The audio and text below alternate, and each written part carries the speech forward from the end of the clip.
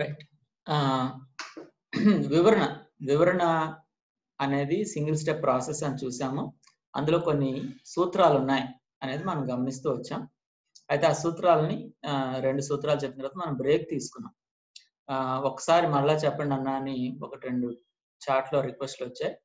Number 1, వివరణలో ముఖ్యంగా 4 సూత్రాలు చెప్తాను. 5వది కూడా చెప్తాను, బట్ 5వది కొంచెం అది లేట్గా చెప్తాను. బట్ 4. నెంబర్ 1 ఏంటంటే ఇంటర్ప్రిట్ లిటరల్లీ, ఉన్నది ఉన్నట్టుగా అర్థం చెప్పాలి. రచయిత చెప్పాలనుకున్న అర్థాన్ని చెప్పాలి. అంటే గుర్తు, ఇది దానికి గుర్తు, అది దీనికి గుర్తు అని చెప్పద్దు. ఉన్నది ఉన్నట్టుగా, మరి పాదాల దగ్గర ఉంది అని అంటే పాదాలు సిద్ధపాటు రెండో అక్కడ ఆ కనెక్షన్స్ అన్ని అవసరం లేదు. లూకా గారు ఏం చెప్పాలనుకున్నాడు? మరియా యేసు ప్రభువుని ప్రేమించింది, దేవుని వాక్యాన్ని ప్రేమించింది అని చెప్పాలనుకున్నాడు. అది మనం ఉన్నది ఉన్నట్టుగా అక్కడ ఉన్నటువంటి ఫ్యాక్ట్స్ ని బట్టి మనం అర్థాన్ని రాబట్టాలి. రచయిత చెప్పాలనుకున్న అర్థాన్ని మనం చెప్పాలి, అక్షరార్థంగా చెప్పాలి. ఒకవేళ మధ్యలో ఏదైనా వస్తే అది అంటే ఒకవేళ అక్కడ నేనే మార్గాన్ని, జీవాహారాన్ని నేనే అని అంటే దాని అర్థం ఏంటి మనం ఆలోచించాలి. అది అక్కడ అది ఉపమానం. జీవాహారాన్ని నేనే, లేకపోతే నేను ద్రాక్షావల్లిని మీరు తీగలు, ఉపమానం. సో ఉపమానానికి ఆ ఉపమానానికి సంబంధించినటువంటి అర్థం, ఆ అలంకారానికి సంబంధించిన అర్థం చెప్పాలన్నమాట. Okay, right. సో అలంకారం వేరు, లిటరల్లీ వేరు. ఓకే. నెంబర్ 2, రెండవది ఏంటంటే సందర్భాన్ని బట్టి పదాలకి, వచనాలకి, ప్యాసేజీలకి మీనింగ్ మారిపోతా ఉంటది. నేను ఆల్రెడీ స్టార్టింగ్ లో చెప్పా, కుందేలు తాబేలు కథ. ఆ ప్యాసేజ్ చూసి మీరేమనుకున్నారంటే ఇది వీళ్ళిద్దరి మధ్య రేస్ అని అనుకున్నారు. కానీ నిజానికి ముందు ప్యాసేజ్ చదివిన తర్వాత మొత్తం చదివితే ఏమర్థమైంది? అది రేస్ కాదు, వాళ్ళిద్దరూ కలిసి వాళ్ళ ఫ్రెండ్ దగ్గరికి వెళ్ళాలనుకోవటం, చిన్న డిసగ్రిమెంట్, అది మనకు అర్థమైంది. సో కాబట్టి ఎలా తేడా వచ్చింది అని అంటే ముందు పారాగ్రాఫ్ ఈ పారాగ్రాఫ్ కి సరైన అర్థం తీసుకోవడానికి తోడ్పడుతుంది. అలాగే మన వాక్యంలో ప్రతి పదానికి కూడా అర్థము ఆ చుట్టూ ఉన్నటువంటి వాక్యాన్ని బట్టి అర్థం చేసుకోవాలి. ప్రతి సెంటెన్స్, ప్రతి వచనానికి అర్థం ఆ పారాగ్రాఫ్ అంతా చదివిన తర్వాతనే అర్థం చేసుకోవడానికి ప్రయత్నం చేయాలి. సో దానికి కొన్ని ఎగ్జాంపుల్స్ నేను ఇవ్వడానికి ప్రయత్నం చేశాను. ఎగ్జాంపుల్ నెంబర్ 1, ఇక్కడ నంబర్స్ 12:16లో తర్వాత జనులు హజరేతు నుంచి సాగి పారానరంలో దిగిరి అని ఉంది. సాగటం అంటే ప్రయాణం చేశారు అని అర్థం. దిగడం అంటే వాళ్ళ విడిది, వాళ్ళు అక్కడ గుడారాలు వేసుకున్నారు అని అర్థం. సో ఆ విధంగా మనం చుట్టూ ఉన్నటువంటి పరిస్థితులను చూస్తున్నప్పుడే అర్థం చెప్పాలి. తర్వాత గ్రామర్ ని బట్టి కూడా అర్థం చాలా జాగ్రత్తగా, ముందు వెనుక అక్కడ ఉన్నది ఏంటి, ఇక్కడ యేసు ప్రభు వారు ప్రవచనం చెప్తున్నారా, ఆజ్ఞాపిస్తున్నారా, వాట్ ఈస్ దిస్ అని దీనికి 2-3 తర్జుమాలు సంప్రదిస్తే మనకి క్లారిటీ వచ్చేస్తుంది. మీరు క్యూరియాసిటీగా అడుగుతున్నారు, అన్న చెప్పండి అని అంటున్నారు. కాబట్టి అంటే చాలా మంది దీన్ని ఒరిజినల్ గ్రీక్ లో అనాలిసిస్ చేయటం, నేను జాన్ స్టార్ట్ గారు ఎలాగా అనాలిసిస్ చేశాడు, లేకపోతే ఇంకొక ఆయన ఎలాగ చూశారు. అంటే కొంతమంది ప్రాఫెసీ అని మాట్లాడతారు దీన్ని, కొంతమంది కమాండ్ అని మాట్లాడతారు. బట్ నాకు అర్థమైనంత వరకు మిమ్మల్ని నేను ఊరికే సరదాగా పెట్టాను, కానీ it's more of a promise actually.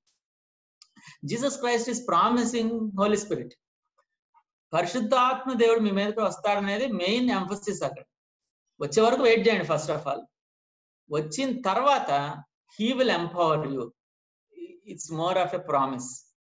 So last పెట్టిన వాళ్ళు యాక్చువల్గా ఎక్కువ అంటే, but otherwise it is prophecy in a sense, it's a commission in a sense. అన్ని సెన్సులు ఉన్నాయి అక్కడ, but it's more of a prophecy. Okay, anyway. తర్వాత రూల్ నెంబర్ 2లో ముందు వెనక ఉన్నదానికి ఎలాంటి సంబంధాలు ఉన్నాయో అని చూడాలి. ఇక్కడ ఇంకొక ఎగ్జాంపుల్ నేను చెప్తాను. దీనికి నేను పోల్ లాంచ్ చేయట్లేదు, మనకు టైం లేదు. ఫిలిప్పీలకు రాసిన పత్రిక 4:13 మీద నేను చాలా ప్రసంగాలు విన్నాను. నన్ను బలపరచువాని అందే నేను సమస్తము చేయగలను అని. దీని అర్థం ఏంటి అంటే, ఒక అబ్బాయి ఒక చక్కటి ఎంట్రన్స్ టెస్ట్ లో ఫస్ట్ ర్యాంక్ వచ్చింది. ఆ అబ్బాయిని అడిగి, బాబు నీ సీక్రెట్ ఏంటంటే, ఫిలిప్పీ 4:13 అండి, నన్ను బలపరచు అని అందే నేను సమస్తము చేయగలను, యేసుక్రీస్తు ప్రభువారి ద్వారానే నేను ఈ ఫస్ట్ ర్యాంక్ సాధించగలిగాను అని చెప్పాడు. ఈ వాక్యానికి అది సరైన వివరణేనా? Yes or no?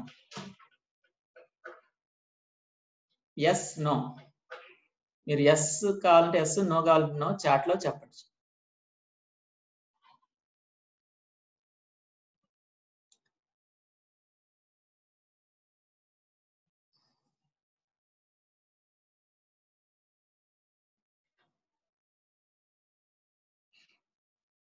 నన్ను బలపరచు అనేది నేను సమస్తం చేయగలను అన్నప్పుడు ఎస్, నేను ఈ ఫస్ట్ ర్యాంక్ సాధించింది దేవుని వల్లనే, అది ఓకే. కానీ ఫిలిప్పి 4:13 ప్రకారం దేవుడు నన్ను బలపరుస్తాడు, నేను సమస్తం చేయగలను అని చెప్పడం ఎంతవరకు ఆ వాక్య భాగానికి సరైన అర్థం? నేను బలపరచు అని అందే నేను సమస్తము చేయగలను. సో కొన్ని ఎస్లు కొన్ని నోలు వస్తా ఉన్నాయి. ఓకే, మీకు క్లారిటీ రావడానికి నేను ఆ మొత్తం వాక్య భాగాన్ని NIVలో మీ ముందు పెడతాను, 11 నుంచి 13 వరకు, new international version. I know what it is to be in need, and I know what it is to have plenty. I have learned the secret of being content in any and every situation, whatever well-fed or hungry, whether living in plenty or in want. I can do all this through him who gives me strength. Chusara? I can do all this through him who gives me strength. So ఈ translation లో clarity ఇచ్చేసాడు actual గా. What is that Paul can do through Jesus or through the strength from Jesus? ఏంటయ్యా ఆయన చేయగలుగుతున్నది అంటే, నాకు కొదువు ఉంటే అందులో తృప్తిగా ఉంటాను, నాకు ప్లెంటీ ఉంటే అందులో తృప్తిగా ఉంటాను, నేను దేనిలో ఉంటే దానిలో కంటెంట్ గా ఉండటం నేను నేర్చుకున్నాను, ఆకలిగా ఉండటంలో కంటెంట్మెంట్ నేర్చుకున్నాను, పొట్ట నింపడంలో నేర్చుకున్నాను. ఇదంతా కూడా నేను యేసు ప్రభు ఇచ్చిన శక్తి వల్ల చేస్తున్నాను. నేనేదో గొప్పవాడిని కాదండి. ఆకలిగా ఉండటం కావచ్చు, లేకపోతే లేకపోవచ్చు, కలిమి కావచ్చు, ఏదైనా సరే ఇదంతా నేను ఎలా ఉండగలుగుతున్నాను వీటన్నిటిలో? యేసుక్రీస్తు ప్రభు వారే నాకు కృప చూపిస్తాడు. He gives me strength. So this is not about getting ranks, or this is not about winning wars, or this is not about writing computer programs. ఇక్కడ పౌల్ గారు చెప్తుంది ఏంటి అని అంటే, కష్టాల్లో దేవుని సహాయం గురించి, కొరతలో దేవుని సహాయం గురించి పౌల్ గారు చెప్పారు. సో కాబట్టి అంటే ఫస్ట్ ర్యాంక్ అనుగ్రహించడంలో దేవుడు నాకు కృప చూపించాడు అని అనటంలో ఏ తప్పు లేదు. కానీ ఫిలిప్పి 4:13 ప్రకారం దేవుడు నన్ను బలపరిచాడు అని అనటం తప్పు. ఫిలిప్పి 4:13లో ఏంటంటే, ఒకవేళ ఏదైనా ఒక పాస్టర్ గారు నార్త్ ఇండియాకి మిషనరీగా వెళ్ళి, ఎట్లా తట్టుకున్నారు సార్ అక్కడ, ఎన్నో రోజులు మీకు వస్తాంట కదా అని అంటే, అప్పుడు ఆ పాస్టర్ గారు అవునండి తట్టుకున్నాను, ఎందుకనంటే దేవుడు బలపరిచాడు, పౌలు గారిని బలపరిచినట్టే నన్ను కూడా బలపరిచాడు, ఫిలిప్పి 4:13 అని అంటే ఆ పాస్టర్ గారు చెప్పింది రైట్, ఆయన కరెక్ట్ గా దాన్ని ఇంటర్ప్రిట్ చేశాడు. రైట్. సో కాబట్టి చూసారా, నన్ను బలపరచు అని అందే నేను సమస్తం చేయగలను అనేది ముందు ఏ విషయాలు రాశారో దాన్ని బట్టి దాని అర్థం రావాలి. అది. సో పేరాలుగా అర్థం చూస్తే, నికోదేము సమరయ స్త్రీ. సో సమరయ స్త్రీ కథ నికోదేము కథ జరిగిన పక్క రోజే జరిగిందా? కాదు. యోహాను గారు చాలా జాగ్రత్తగా రాశాడు. ఆయనకు ఒక మైండ్ ఉంది, ఆయనకు ఒక ఎజెండా ఉంది, ఆ సువార్త రాసుకుంటూ వెళ్తా ఉండటంలో. సో సమరయ స్త్రీ కథన యోహాను సువార్త 4వ అధ్యాయంలో పెట్టాడు, నికోదేము కథన యోహాను సువార్త 3వ అధ్యాయంలో పెట్టాడు. ఈ రెండింటికి మధ్యలో జాన్ 3:16 పెట్టాడు, దేవుడు లోకాన్ని ఎంతో ప్రేమించెను, అదితి కుమారుని పుట్టిన అని అందు విశ్వాసించి ప్రతివాళ్ళు. ఎవరా ప్రతివాళ్ళు అయ్యా అంటే 2 ఎగ్జాంపుల్స్ చేశాడు. అబ్బాయిలైనా అమ్మాయిలైనా, బాగా చదువుకున్న వాళ్ళైనా చదువుకునే వాళ్ళైనా, యూదులైనా సమరయులైనా, ధర్మశాస్త్రం బాగా తెలిసిన వాళ్ళైనా తెలియని వాళ్ళైనా, మంచి జీవితం మంచి హోదా ఉన్న వాళ్ళైనా, లేకపోతే పాపము సమాజంలో అట్టడుగు వాళ్ళైనా, ఏదేమైనప్పటికీ యేసుక్రీస్తు ప్రభువారు ఆమె ఇలాంటి వాళ్ళందరినీ రక్షించడానికి నువ్వు ఆయన ఎత్తుక్కుంటా వెళ్ళొచ్చు నికోదేములాగా, ఆయనే నిన్ను ఎత్తుక్కుంటా రావచ్చు సమరయ స్త్రీలా, మొత్తానికి నువ్వు రక్షణ పొందాల్సిందే అని అంటాడు. సో కాబట్టి ఇదంతా కాంటెక్స్ట్, ముందు ఏముంది వెనకేముంది చూసుకుంటా ఉన్నప్పుడు ఆ అర్థం చాలా బ్యూటిఫుల్ గా వస్తూ ఉంటుంది అన్నమాట. అది rule number 2. So rule number 1 ఏంటండి? ఉన్నదన్నట్టుగా అర్థం చెప్పాలి, అక్షరార్థంగా అర్థం చెప్పాలి, రచయిత చెప్పాలనుకున్న అర్థం చెప్పాలి. రూల్ నెంబర్ 2 ఏంటండి? Rule number 2 is context. ముందేముందో వెనకేముందో చూద్దాం. కొన్నిసార్లు అది మన వాళ్ళు నియర్ కాంటెక్స్ట్, ఫార్ కాంటెక్స్ట్ అని కూడా చెప్తారు. బట్ బేసికల్ గా నేను చెప్పాలనుకున్నది ఏంటంటే, ఏదైనా వాక్యాన్ని ఎతికేటప్పుడు మొత్తం చదవాల్సిందే. So I'm actually they are talking about near context అన్నమాట. మరి ఫార్ కాంటెక్స్ట్ అన్నా అంటే వస్తుంది దాని దగ్గరికి. బట్ సో ఏదేమైనా రెండో రూల్ ఏం చెప్తుందనంటే, ప్రతి పదాన్ని చూసేటప్పుడు, దాని అర్థాన్ని చూసేటప్పుడు చుట్టూ చదువు. ప్రతి వాక్యాన్ని చూసేటప్పుడు చుట్టూ చదువు. ఈ పదానికి ఇదే అర్థం అని ఫిక్స్ అవ్వద్దు, ఈ వాక్యానికి ఇదే అర్థం అని ఫిక్స్ అవ్వద్దు. చుట్టూ చూసినప్పుడే సమగ్రంగా అర్థం వస్తుంది. అది నెంబర్ 2. ఇప్పుడు రూల్ నెంబర్ 3లోకి వెళ్ళిపోయాం. రూల్ నెంబర్ 3 ఏంటంటే బ్యాక్గ్రౌండ్ అని అంటారు. ఆ కాలంలో ఉన్నటువంటి చరిత్ర, సంస్కృతి, అలవాట్లు, కట్టుబాట్లు, వీటన్నిటి బట్టి ఆ టెక్స్ట్ యొక్క అర్థం మారిపోద్ది. ఉదాహరణకి చల్లగా వెచ్చగా అనే టెక్స్ట్ యొక్క అర్థం మారిపోయింది. ఎలా మారింది అని అంటే, అక్కడ ఉన్నటువంటి భౌగోళిక పరిస్థితులు మనకు తెలియదు, ఆ ప్రజలకు తెలుసు కాబట్టి వాళ్ళకి అర్థమైపోద్ది. అక్కడ ఉన్నటువంటి రాజకీయాలు, అక్కడ ఉన్నటువంటి మతం, అక్కడ ఉన్నటువంటి చారిత్రక విషయాలు, కల్చరు, సామాజిక విషయాలు, అలవాట్లు, జాతి, భాష, ఇవన్నీ తెలుసుకుంటూ ఉంటే వాక్య భాగాలకు సరైనటువంటి అర్థం చెప్పడం ఈజీ అయిపోతుంది. దానికి క్లూలు ఎక్కడ దొరుకుతాయంటే, రచయిత ఎవరు, ఎప్పుడు, ఎక్కడ రాశాడు, ఎవరికి రాశాడు, ఆ రాసిన వాళ్ళు ఎవరు, వాళ్ళు ఏంటి పరిస్థితి, వాళ్ళ పరిస్థితి ఏంటి, వాళ్ళ జాతి ఏంటి, వాళ్ళ మతం ఏంటి, వాళ్ళ రాజకీయాలు ఏంటి, ఇవన్నీ మనం ఆలోచిస్తూ చూడాలి. సంస్కృతి చూడాలి. సంస్కృతి అంటే వాళ్ళు ఏం నమ్మేవాళ్ళు, వాళ్ళు ఏం చెప్పేవాళ్ళు, వాళ్ళు ఏం చేసేవాళ్ళు, వాళ్ళు ఏం ధరించేవాళ్ళు, వాళ్ళు ఏం తినేవాళ్ళు, ఇదంతా సంస్కృతి. సో ఆ సమాజాన్ని, ఆ పరిస్థితుల్ని మనం అక్కడ ఉన్నట్టుగా బాగా అర్థం చేసుకోగలిగితే ఆ టెక్స్ట్ కి అర్థాన్ని బాగా గ్రహించవచ్చు. అయితే ఇది అర్థం చేసుకోవడం ఎలా అన్నా మరి టెక్స్ట్ లో ఉంటుందంటే, కొన్నిసార్లు చదివే టెక్స్ట్ లో కానీ ముందు వెనక కానీ క్లూస్ దొరుకుతాయి. కానీ కొన్నిసార్లు మనం స్టడీ బైబిల్లోకి వెళ్ళి ఇంట్రొడక్షన్ చూడాల్సి వస్తుంది. కొన్నిసార్లు మనం బ్యాక్గ్రౌండ్ కామెంటరీ అని ఉంటుంది. IVP Bible background commentary. Bible background కామెంటరీలో బ్యాక్గ్రౌండ్ ఇస్తారు. కొన్నిసార్లు డిక్షనరీ చూడాల్సి వస్తుంది. బైబిల్ డిక్షనరీ, ఎన్బిడి, వాటన్నిటిలో ఈ బ్యాక్గ్రౌండ్, రాజకీయాలు, మతం, భౌగోళిక విషయాలు ఇవన్నీ దొరుకుతాయి అన్నమాట. సో ఇవన్నీ చూసుకుంటూ అర్థం చెప్పాలి. దాన్ని బట్టి చెప్తేనే మనకి సరైనటువంటి అర్థం మనకి దొరుకుతూ ఉంటది అన్నమాట. సో కాబట్టి సమరటిన్ ఉమెన్ గురించి మనం ఆలోచించినప్పుడు, యూదుడు అయిన నువ్వు సమరయురాలు అయిన నాతోటి నీళ్లు అడగడం ఎందుకు అడుగుతున్నావు నువ్వు అసలు అంటే, యూదులు సమరయులతోటి ఏంటి వాళ్ళ సంబంధం ఏంటి, వాళ్ళకి ఏమైనా ఎనిమిటీ ఉందా, ఎందుకు అడగకూడదు, అడిగితే ఏమవుతుంది, ఈ విషయాలన్నీ మనం చూడొచ్చు. మీరేమో అక్కడ ఆరాధించాలని చెప్తారు, మేమేమో ఇక్కడ ఆరాధిస్తాం, ఏంటిది, వీళ్ళ వేరే రిలీజియనా, సేమ్ రిలీజియనా, అక్కడ ఉన్నటువంటి రిలీజియన్ మనం అర్థం చేసుకోవడానికి అవకాశం ఉంటుంది. సో యోహాను సువార్త 2వ అధ్యాయం 3వ వచనం, కానా పెళ్లి విందు, ద్రాక్షరసం అయిపోయింది. అంత హైరాణ ఏంటి, ద్రాక్షరసం అయిపోతే ఒకవేళ మన పెళ్లిళ్ళలో ఒకవేళ మనం థమ్స్అప్ తెప్పించామనుకోండి, థమ్స్అప్ అయిపోతే ఏం చేస్తాం, ఇమీడియట్ గా బైక్ ఇచ్చో కార్ ఇచ్చో సెంటర్కి వెళ్ళి థమ్స్అప్ తీసుకురండి అని పంపించేస్తాం. మరి దానికి ఒక పెద్ద సీను, క్రియేషన్, హడావుడి, గందరగోళం, యేసుక్రీస్తు ప్రభువారు వచ్చి అక్కడ అద్భుతం చేయటం. ఎందుకు అదంతా, ఎందుకు వాళ్ళు కొనుక్కోలేదు? లూకాసు వార్త 7:44లో నువ్వు నాకు నీళ్ళు ఇవ్వలేదని అంటాడు యేసుప్రభు. ఏంటి యేసుప్రభు అంత అక్యూజ్ చేయాల్సిన అవసరం అంటే, నీళ్ళు అక్కడ లేవా, గబకం తీసి కాళ్ళ మీద పోసుకుంటే ఏం పోయా.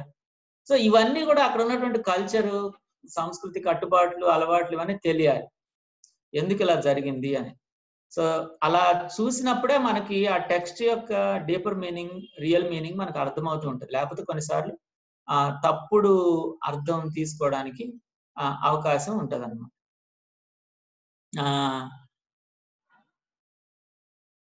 ఇంకొక ఎగ్జాంపుల్, ఆయన ఒక గ్రామంలోకి వెళ్తుండగా 10 మంది కుష్ఠరోగులు వచ్చారు. యేసుప్రభు మమ్మ కరుణించు అని కేకలేశారు. ఆయన వారిని చూచి మీరు వెళ్ళి మిమ్మల్ని యాజకులు కనపరుచుకో అని అన్నాడు. అరే, ఎవడన్నా హెల్ప్ కావాలని అడిగేవాడు దూరంగా నిలబడి అరుస్తాడా? ఆజ్ఞించినట్టు దగ్గరికి వచ్చి కాళ్ళ మీద పడి బాబా బాబా అని బతిమలాడుకోవాలి. దూరం గురించి ఎందుకు అరిశారు వీళ్ళు? ఏదైనా అక్కడ ప్రాబ్లం ఉందా? అంటే కుష్ఠరోగులను వెళ్ళేసారా ఏంటి? అక్కడ పరిస్థితి ఏంటి?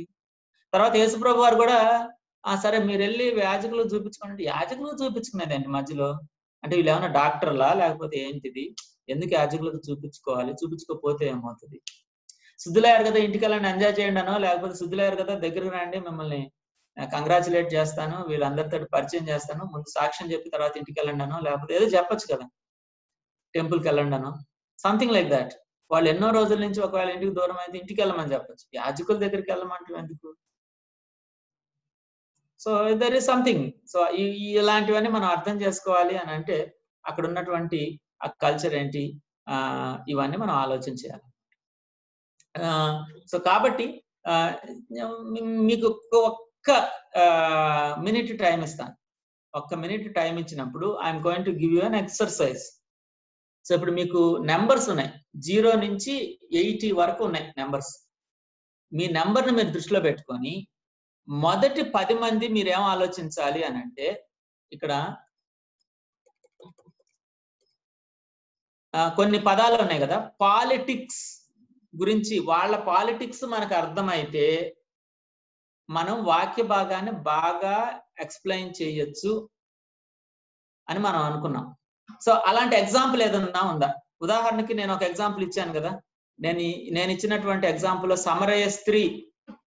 ఆ సమరయ స్త్రీ అదంతా అర్థం చేసుకోవాలి అని అంటే మీకు సోషల్ కల్చర్ అర్థం అవ్వాలి. So social culture and customs అర్థం అవ్వడానికి ఎగ్జాంపుల్ సమరయ స్త్రీ.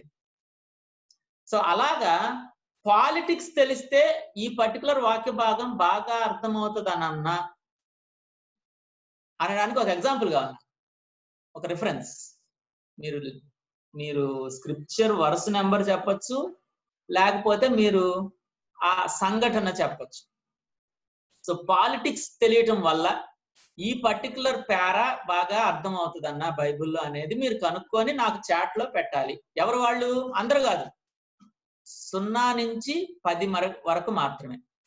ఆ తర్వాత 11 నుంచి 20 వరకు మీరేం చేస్తారంటే, ఆ రోజుల్లో రిలీజియన్ అర్థమైతే ఈ ప్యాసేజ్ బాగా అర్థమవుతుంది అనే ఒక ప్యాసేజ్ని మీరు పట్టుకోండి.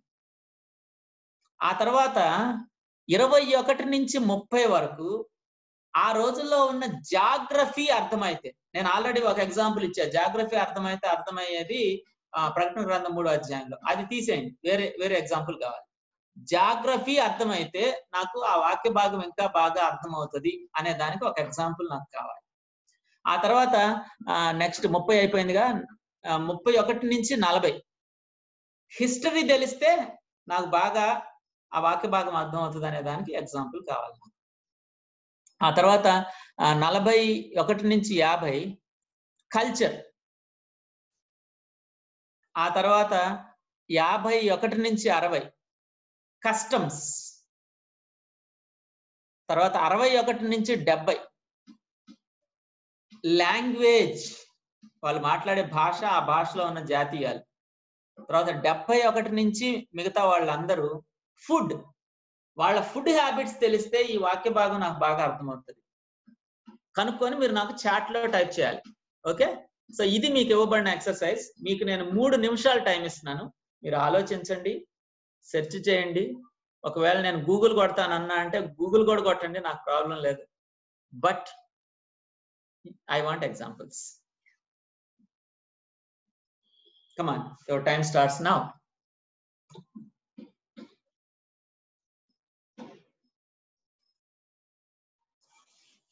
అంటే మీరు టైప్ చేసేటప్పుడు మీరు ఎలా అంటే ఉదాహరణకి నేను ఇందాక చెప్పిన example culture hyphen Samaritan woman John 4 అని రాయొచ్చు. అట్లా రాయాలి నాకు.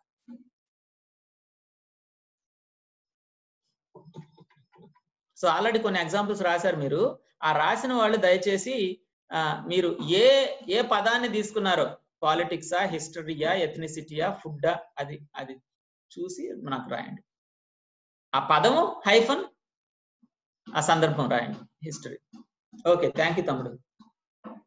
71 తమ్ముడు, నీకు అర్థమైంది.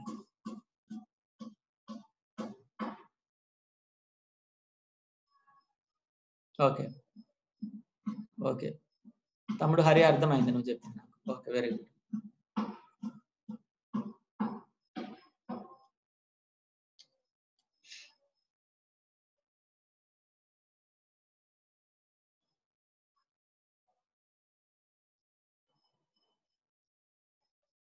Very good. 64 వండర్ఫుల్ ఎగ్జాంపుల్ ఇచ్చారండి మీరు, శివ గారు. 35 సూపర్ సూపర్ ఎగ్జాంపుల్. నేను చెప్పట్లేదు, ఎందుకంటే నేను చెప్పేస్తే మిగతా వాళ్ళు తెలిసిపోద్దాను. Wow wow wow wow, super. I'm thrilled. మీరు చాలా మంచి రిసోర్స్ పర్సన్స్ అవబోతా ఉన్నారని నాకు అర్థమైపోతాను. Will take 1 more minute. Yes.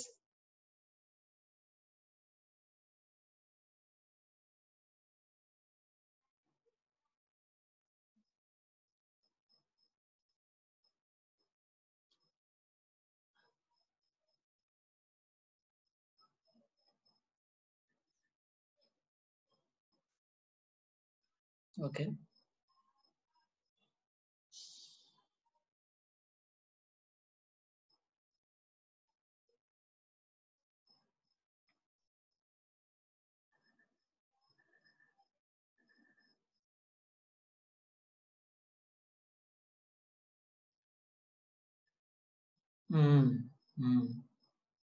Very good, very good, excellent. Okay, will stop it here. అంటే మిమ్మల్ని ఇంకా టైం ఇస్తే మీరు బాగా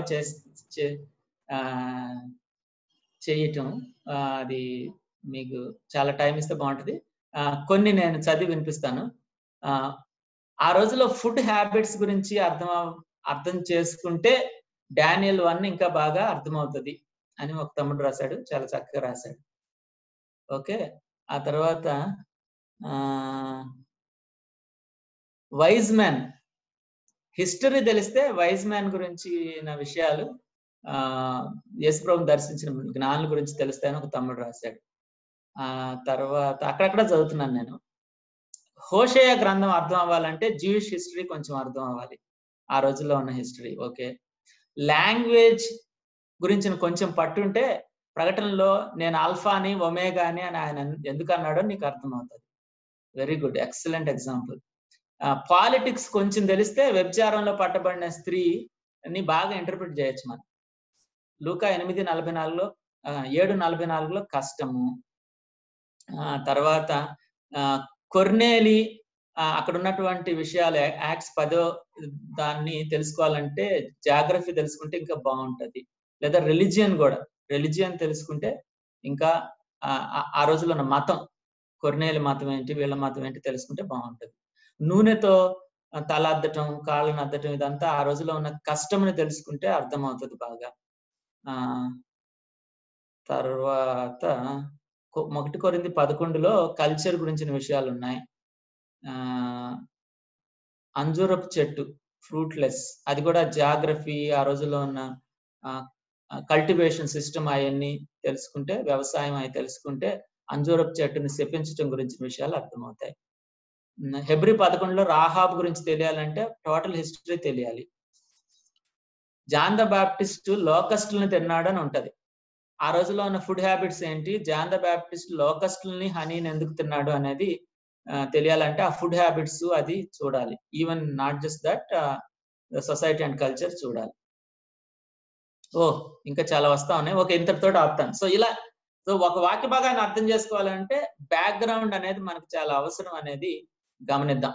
ఓకే, ఇది rule number 3. So rule number 1 మళ్ళా ఒకసారి, రూల్ నెంబర్ 1 ఉన్నట్టుగా లిటరల్ గా అర్థం చెప్పడం, ఆదర్ మీనింగ్, ఆదర్ ఏం చెప్పాలనుకున్నాడో ఆ మీనింగ్ ని చెప్పడం. రూల్ నెంబర్ 2 ఈజ్ అబౌట్ ముందు వెనక చదవటం, context. Rule number 3 is about background, అక్కడ ఉన్న కల్చర్ ఏంటి, సొసైటీ ఏంటి, కస్టమ్స్ ఏంటి, హిస్టరీ ఏంటి, జాగ్రఫీ ఏంటి, ఇవన్నీ చూసుకుంటూ చెప్పడాన్ని రూల్ నెంబర్ 3 అని అంటారు. Rule number 4 is theological consistency అంటారు, కోరిలేషన్ అని అంటారు. అంటే లేఖనాలకి లేఖనాలే అర్థం చెబుతాయి. ఇంకో రకంగా చెప్పాలి అని అంటే, ఏదైనా ఒక పేరాకి అర్థం చెప్పేటప్పుడు ఓవరాల్ గా బైబిల్ ఏం అర్థం చెప్తుంది, ఈ వాక్య భాగానికి బైబిల్ ఏం అర్థం చెప్తుంది, ఓవరాల్ గా చూడాలి మనం. ఎందుకంటే బైబిల్ మొత్తం ఒక పుస్తకం, ఒక విషయాన్ని దేవుడు వివరించడానికి బైబిల్ మొత్తాన్ని వాడాడు. సో కాబట్టి సమగ్రమైనటువంటి అర్థం చెప్పాలి అని అంటే బైబిల్ మొత్తం ఆ టాపిక్ గురించి ఏం చెప్తుంది అని చెప్పాలి. దీన్నే కొంతమంది ఫార్ కాంటెక్స్ట్ అని కూడా అంటారు. దీన్నే no problem. So no problem. ఏ విధంగా అన్నా, థియలాజికల్ కన్సిస్టెన్సీ అనన్నా, స్క్రిప్చర్ అనన్నా, కోరిలేషన్ అనన్నా, ఏదన్నా అనండి, లేఖనాలు అర్థం చెప్తాను. ద హోల్ పాయింట్ ఈజ్, ఒక వాక్య భాగానికి అర్థం చెప్పేటప్పుడు ఓవరాల్ గా బైబిల్ ఏం చెప్తుంది దీని గురించి, ఓవరాల్ గా ఆ టాపిక్ గురించినటువంటి సమగ్రమైనటువంటి వివరణ ఏంటి అనేది మనకు అర్థమైనప్పుడు, లేఖనాలుగా కంపేర్ చేసినప్పుడు, బైబిల్ ఎప్పుడు ఒకదాన్ని ఇంకో దాన్ని కాంట్రడిక్ట్ చేయదు అనేది అర్థం చేసుకున్నప్పుడు ఈజీగా మనం ఈ విషయాన్ని అర్థం చెప్తాం. అదేవిధంగా ఒక సంఘటన జరిగింది, ఈ సంఘటనలో మంచి ఏంటి చెడు ఏంటి అనేది బాగా అర్థం అవ్వాలి అని అంటే దానికి సంబంధించిన బోధ ఇంకెక్కడన్నా ఉందో చూసుకోవాలి. అప్పుడు మనకి క్లారిటీ వస్తుంది. అస్పష్టంగా ఒక పారాగ్రాఫ్ ఉంటే దానికి సంబంధించినటువంటి స్పష్టమైన పారాని చూడాలి. రెవల్యూషన్ చదువుతా ఉన్నప్పుడు నాకు కొంచెం అర్థం కావట్లేదు సార్, ఈ క్రూర మృగం అంటున్నారు, కొమ్ములు అంటున్నారు, దూతలు అంటున్నారు, ఏందో నాకు కన్ఫ్యూజన్ గా ఉందంటే దాన్ని అర్థం చేసుకోవడానికి మత్తయి సువార్త 24కి వెళ్ళొచ్చు, లేకపోతే తెస్సలోనికీయులకు రాసిన మొదటి 2 పత్రికలు చూడొచ్చు. రెండవ రాకడ గురించిన విషయాల్ని అక్కడ స్పష్టంగా ఉంటాయి. ఆ స్పష్టంగా ఉన్న విషయాలను ఆలోచిస్తూ అస్పష్టంగా ఉన్నటువంటి ప్రకటన గ్రంథాన్ని చదువుతూ వెళ్తూ ఉన్నప్పుడు క్లారిటీ ఎక్కువ రావడానికి అవకాశం ఉంది, స్పష్టమైన విషయాల్ని. సో కాబట్టి ఎప్పుడైనా సరే మనం అర్థం చెప్పేటప్పుడు అసాధారణమైన కొత్త అర్థం తీసుకునే బదులు సాధారణమైనటువంటి ప్లెయిన్ మీనింగ్ ని వేరే చోట్ల కంపేర్ చేసుకుంటూ తీసుకోవడం అనేది చాలా చాలా మంచి పద్ధతి. ఉదాహరణకి లూకా సువార్త 14:26 మీరు తల్లినైనను తండ్రినైనను ద్వేషించని ఎడల నాకు పాత్రుడు కాదు అని ఉంటది. ద్వేషించేదేంటి? ఇది చదివి వెంటనే మనం వెళ్ళిపోయి డాడీ దగ్గరికి వెళ్ళిపోయి మమ్మీ దగ్గరికి వెళ్ళిపోయి, మమ్మీ డాడీ ఈ రోజు నుంచి నీకు నాకు కట్టి మనం మాట్లాడుకోవద్దు, ఎందుకనంటే నేను నిన్ను ద్వేషిస్తున్నా, అసలు నేను ఇంట్లోనే ఉండను, బయటకు వెళ్ళిపోతున్నా అని అంటే మనం ఆ వాక్య భాగాన్ని సరిగా కోరిలేట్ చేయలేదన్నమాట. బైబిల్ ఏం చెప్తుంది పేరెంట్స్ కి, దీన్ని అర్థం చేసుకుంటూ యేసుక్రీస్తు ప్రభుల వారి ఎంఫసిస్ ఏంటి అక్కడ అనేది మనం అర్థం చేసుకోవడానికి ప్రయత్నం చేయాలి. సో ఓవరాల్ గా బైబిల్ ఏం చెప్తుంది, ఓవరాల్ థియాలజీ ఏంటి, ఓవరాల్ డాక్ట్రిన్ ఏంటి, ఓవరాల్ మెసేజ్ ఏంటి అనేది మనం ఆలోచన చేయాలి. ఉదాహరణకి దీన్నే మనం సరిగా తీసుకుంటే, ఎవడైనాను నా ఎద్దకు వచ్చి తన తండ్రిని తల్లిని భార్యని పిల్లల్ని అన్నదమ్ములను అక్కచెల్లెలను తన ప్రాణం సహా ద్వేషించుకుంటే వాడు నాకు శిష్యుడు కాదని. అయితే ఈ వచనాన్ని పోల్చి చూడవలసినటువంటి వేరే వచనాలు ఉన్నాయి. ఉదాహరణకి మత్తయి సువార్త 10:37 తండ్రినైనను తల్లినైనను నాకంటే ఎక్కువగా ప్రేమించేవాడు నాకు పాత్రుడు కాదు. ఓకే, నా క్లారిటీ వస్తుందండి. ఇప్పుడు డెఫినెట్లీ క్లారిటీ వస్తుంది. ఎక్సోడస్ 20:12 నీ దేవుడైన యెహోవా నీకు అనుగ్రహించిన దేశంలో నీవు దీర్ఘాయుష్మంతుడగినట్లు నీ తండ్రిని తల్లిని సన్మానించు. ఓకేనండి, నాకు ఇప్పుడు పూర్తి క్లారిటీ వచ్చింది. ఏంటా క్లారిటీ? సమగ్రంగా మనం ఆలోచించినప్పుడు డెఫినెట్ గా సమగ్రమైనటువంటి అర్థం ఎప్పుడు వస్తుంది? బైబిల్ ఏం చెప్తుంది తల్లిదండ్రుల విషయంలో? బైబిల్ ఏం చెప్తుందంటే తల్లిదండ్రులని సన్మానించాలి, సన్మానించడంలో ఆశీర్వాదం ఉంది. అయితే దేవుడు తల్లిదండ్రులు ఈ మధ్య ఒకవేళ కాంపిటీషన్ ఏర్పడితే నేను దేవుడినే ఎక్కువ ప్రేమిస్తాను. ఉదాహరణ, నా తల్లిదండ్రులు నన్ను అదే పర్లేదులేరా, నేను చెప్తున్నాను కదా, నన్ను సన్మానించాలి కదా, కట్నం తీసుకో, ఏం కాదు అంటే, లేదు డాడీ, ఈ టైంలో నిన్ను సన్మానించాలి, కానీ నీకంటే ఎక్కువగా దేవుణ్ణి ప్రేమించాలి. That is the overall complete meaning. So దానికి సంబంధించినటువంటి వేరే పేదాలు చూసి సమగ్రమైనటువంటి అర్థం చెప్పడం అనేది PBS లో చాలా ముఖ్యమైన విషయం. కొన్నిసార్లు న్యూ టెస్టిమెంట్ లో ఉన్నటువంటి విషయాలు అర్థం చెప్పడానికి ఓల్డ్ టెస్టిమెంట్ వరకు వెళ్లాల్సి వస్తుంది. దీనికి కాంకార్డెన్స్ ఉపయోగపడతాయి. కాంకార్డెన్స్ చాలా చక్కగా ఉపయోగపడతాయి. కొన్నిసార్లు స్టడీ బైబిల్స్ లో కూడా ఇస్తారు. సో కాంకార్డెన్స్ ఉపయోగించుకొని దీనికి సంబంధించిన పారాగ్రాఫ్స్ వేరే వేరే చోట్ల ఎక్కడున్నాయని చూసుకొని దాన్ని కూడా ఒకసారి చదివి ఓవరాల్ గా మనం అర్థం చెప్పడానికి, ఇంటర్ప్రిట్ చేయడానికి ఉపయోగించాలి. రైట్? సో కాంప్లిమెంట్ చేసుకోవాలి. ఒక్కొక్కసారి రెండు విషయాలు కొంచెం కాంట్రడిక్ట్ చేస్తున్నట్టుగా అనిపించినాయి అనుకో బైబిల్లో, వాటిని కలిపి చెప్పడానికి మనం అర్థం చేసుకోవాలి. కొన్నిసార్లు మత్తయి సువార్త 20వ అధ్యాయంలో, మార్కు సువార్త 10వ అధ్యాయంలో బైండ్ మ్యాన్ గురించిన కథ ఉంటుంది. అది కొన్నిసార్లు చూస్తూ ఉంటే అరే ఇదేంటి బైబిల్లో తప్పులు ఉన్నట్టున్నాయి అనిపించవచ్చు, కొంతమంది తప్పులు పట్టచ్చు. బట్ కాంప్లిమెంట్ చేసి మనం ఎక్స్ప్లెయిన్ చేయడానికి చూడాలి. మనం ఏదైనా ఎక్స్ప్లెయిన్ చేసినప్పుడు, ఏదైనా వివరణ ఇచ్చినప్పుడు ఆ వివరణ క్రైస్తవ సిద్ధాంతాలకు అనుగుణంగా ఉందా లేదా అని సరిచూసి ఆ వివరణను ఇవ్వాలి. సో కాబట్టి ఆ సిద్ధాంతం మనకు తెలియాలి. అందుకే మంచి PBS చేయాలనంటే మనకి డాక్ట్రిన్ మీద కూడా పట్టు ఉండాలి. ఎస్పెషల్లీ ఓవరాల్ గా, అంటే మనం రిసోర్స్ పర్సన్స్ గా ఆలోచిస్తున్నాం కాబట్టి overall doctrine, what is the Bible doctrine పట్టు ఉండాలి. న్యూ టెస్టిమెంట్ సర్వే తెలిసి ఉండాలి. ఓల్డ్ టెస్టిమెంట్ సర్వే ఏముంది ఓల్డ్ టెస్టిమెంట్ లో? It's a wonderful course. Old testament survey, new testament survey, ఇవన్నీ మన వాళ్ళు బహుశా వెబ్ లో కూడా పెట్టినట్టున్నారు. DFD వాళ్ళు చక్కటి ప్రోగ్రామ్స్ కూడా పెట్టినట్టున్నారు. సో అవన్నీ అర్థం చేసుకుంటే ఇంకా బాగా అర్థమవుతాయి. జీసస్ ఆన్ డాంకీ, ఎందుకు యేసుప్రభు గాడిద మీద ఎక్కారు? ఇంకేం దొరకలేదా? కావాలని ఎక్కారా ఏంటి? జక్కయ్య చదివితే మనకు అర్థమవుతుంది. సో కాబట్టి ఈ 4 రూల్స్ బాగా గుర్తుపెట్టుకోవాలి. రూల్ నెంబర్ 1, ఉన్నట్టుగా అర్థం చెప్పడం, అక్షరార్థంగా అర్థం చెప్పడం, ఆధార్ చెప్పాలనుకున్న అర్థం చెప్పడం. రూల్ నెంబర్ 2, ముందు వెనక చదివి సందర్భానుసారంగా అర్థం చెప్పడం, literary context. Rule number 3, background, culture, customs ఇవన్నీ చూడటం. రూల్ నెంబర్ 4, థియరాజికల్ కన్సిస్టెన్సీ, బైబిల్ మొత్తం ఒక విషయాన్ని సమగ్రంగా ఏం చెప్తుంది, ఈ వాక్య భాగానికి సంబంధించిన వేరే పారాగ్రాఫ్స్ అన్నిటిని ఆలోచించి చూసినప్పుడు ఒక సహేతుకరమైనటువంటి అర్థం ఎలా వస్తుంది, బైబిల్ చెప్పేటటువంటి డాక్ట్రిన్ కి సరిపోయే అర్థం ఎలా వస్తుంది అని చెప్పాలి. రైట్? సో కాబట్టి ఇంకొకసారి మనం ఆలోచించి చూసినప్పుడు interpretation is basically writing the meaning of text. వివరణ అంటే టెక్స్ట్ యొక్క అర్థాన్ని రాయడమే. అయితే ఒకవేళ ఇప్పుడు ఈ పాయింట్ నేను చాలా జాగ్రత్త చెప్పాలనుకుంటున్నాను అన్న, మరి మాకు చెప్పినప్పుడు ఇంతకు ముందు ఒకసారి PBS లో మేము ఏం విన్నామంటే ఇంటర్ప్రిటేషన్ అన్న హెడ్డింగ్ పెట్టి దాని కింద నియర్ కాంటెక్స్ట్ అని పెట్టి కొంచెం రాయాలని, ఫార్ కాంటెక్స్ట్ అని పెట్టి కొంచెం రాయాలని, బ్యాక్గ్రౌండ్ అని పెట్టి కొన్ని రాయాలని, ఇలా ఏదో మేము తెలుసుకున్నాం. సో అబ్జర్వేషన్ లో లాగా ఇంటర్ప్రిటేషన్ లో కూడా కొన్ని రాసిన తర్వాతనే ఇంటర్ప్రిటేషన్ కంప్లీట్ అవుతుందని కూడా విన్నామన్నా, అది తప్పంటారా అని అంటే అది నేను తప్పని అంటలా. ఈ విధంగా నేను ముందు కాంటెక్స్ట్ అని పెట్టి హెడ్డింగ్ పెట్టి ఏదో కొంచెం రాసుకోవటం, ముందేముందో వెనకేముందో రాసుకోవటం, బ్యాక్గ్రౌండ్ అని హెడ్డింగ్ పెట్టి అక్కడున్న చరిత్ర, సంస్కృతి కొంచెం రాసుకోవటం నాకు బాగా ఉపయోగపడుతుంది అని అనుకుంటే రాసుకోండి, నో ప్రాబ్లం. అయితే అదంతా రాసిన తర్వాత వివరణ అంటే మెయిన్ గా ఏంటి అని అంటే ఇది రాయటం కాదు వివరణ. ఇదంతా రాసుకోండి, ఇదంతా కూడా హోంవర్కే, ఇదంతా కూడా వివరాలు సేకరించడమే, ఇదంతా కూడా పజిల్లో ముక్కలు సేకరించడమే. అయితే ఫైనల్ గా వివరణ అంటే ఏంటి అని అంటే టెక్స్ట్ యొక్క అర్థాన్ని రాయటం.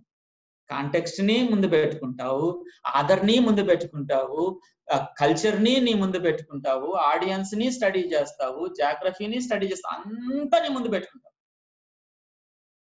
పెట్టుకొని ఇప్పుడు వివరణలో సూత్రాలన్నీ నీ మైండ్ లో పెట్టుకొని పెన్ను పేపర్ తీసుకొని వాక్య భాగాన్ని చూసుకుంటూ వాక్య భాగం యొక్క అర్థాన్ని రాస్తాము. సో వివరణ అంటే అదే.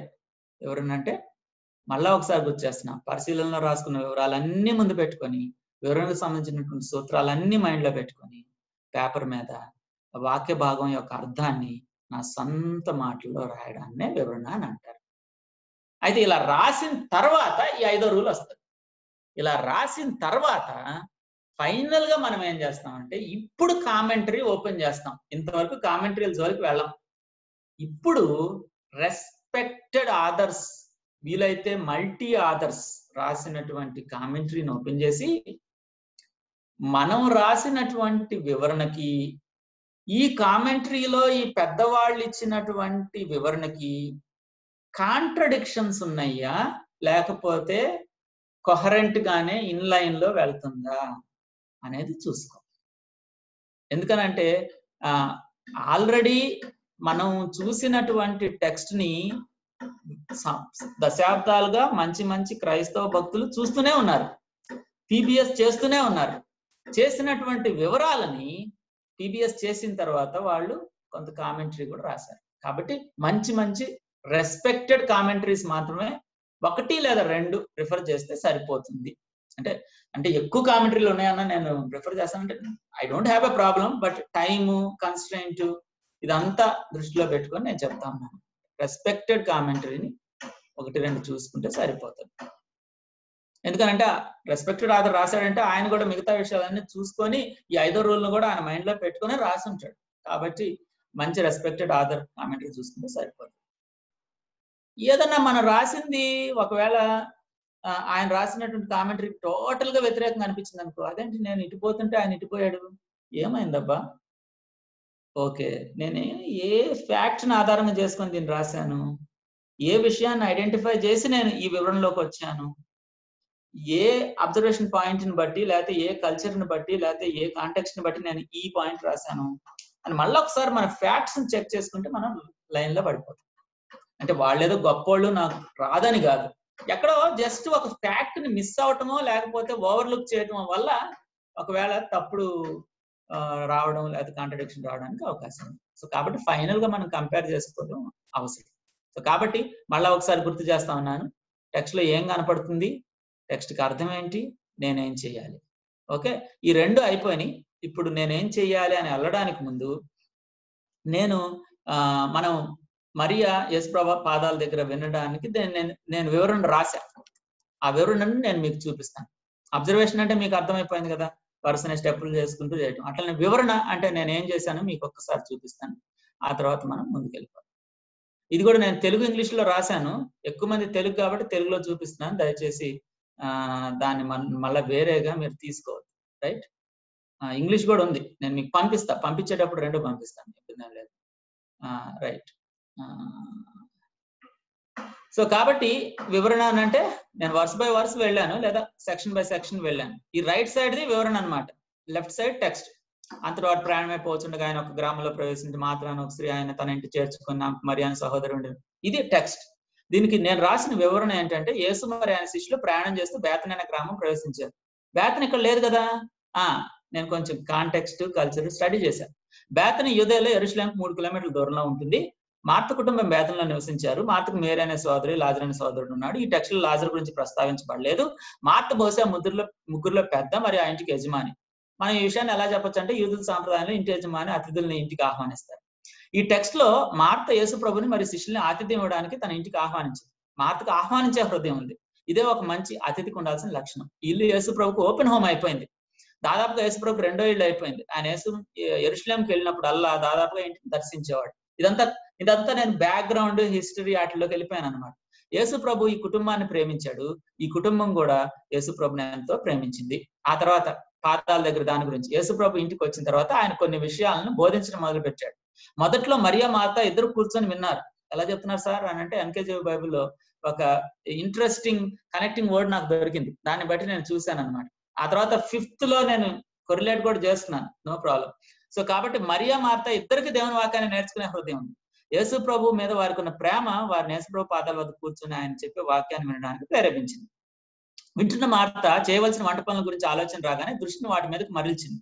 బహుశా ఇంట్లో పెద్దది కనుక పనులన్నీ పూర్తి చేసే బాధ్యత నాపై ఉంది అని అనుకుని అక్కడి నుంచి లేచి వెళ్ళి పనుల్లో మునిగిపోయింది. మరీ మాత్రం అలాగే యేసుపాదాల వద్ద కూర్చొని ఆయన మాటలు వింటూ ఉండిపోయింది. కొంత సమయం క్రితం బహుశా ఇద్దరు కలిసి ఇంటి పనులు పనిచేసి ఉంటారు. ఎందుకంటే టెక్స్ట్ లో నన్ను విడిచిపెట్టినందున అని ఉంది. కాబట్టి ఇద్దరు పనిచేసి ఉంటారు. ఇప్పుడేమో ఒక్కతే పనిచేస్తుంది. సో ఇలా రాసుకుంటూ వెళ్ళిపోవడం అనమాట. ఇదే ఇంటర్ప్రిటేషన్ అంటే. టెక్స్ట్ నా ఎదురు పెట్టుకున్నాను. అబ్జర్వేషన్ లో పట్టుకున్నటువంటి విషయాలన్నీ నా ముందు పెట్టుకున్నాను. 4 రూల్స్ నా మైండ్ లో పనిచేస్తా ఉన్నాయి. కల్చరల్ కాంటెక్స్ట్ అన్ని నా ముందు పనిచేస్తా ఉన్నాయి. ఇలా రాసుకుంటూ నేను వెళ్ళిపోయాను. సో ఇది నేను మీకు పీడిఎఫ్ పంపిస్తా, మీరు రిఫర్ చేయొచ్చు. సో దీనినే ఇంటర్ప్రిటేషన్ అని అందరు. సో ఇంటర్ప్రిటేషన్ ఏమన్నా క్వశ్చన్స్ ఉన్నట్లయితే ఒక 5 minutes మనం టైం తీసుకోవచ్చు. 5 లేదా 3 minutes టైం తీసుకోవచ్చు. తర్వాత అప్లికేషన్కి వెళ్తాం. Any questions you can put it in the chat.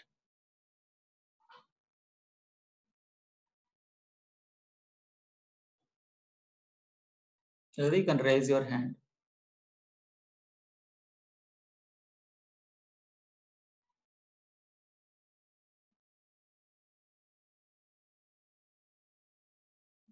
Yes, ఒకళ్ళిద్దరు హ్యాండ్ రేజ్ చేశారండి. చిదానంద హ్యాండ్ రేజ్ చేశారు.